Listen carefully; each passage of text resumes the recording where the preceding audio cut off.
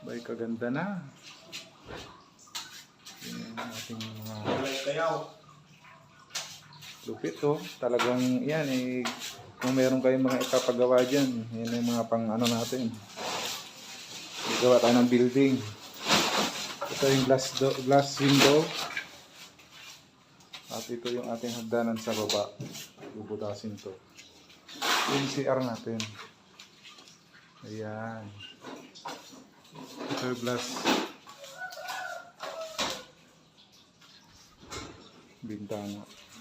Ito yung view natin sa labas. Yun. Studio type na siya. Malapit na. Dito tayo magmi-meeting, bibili ng sofa. Ayan.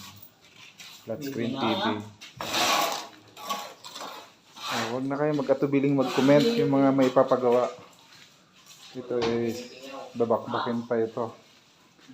Dito tatakpan natin ito. Yan.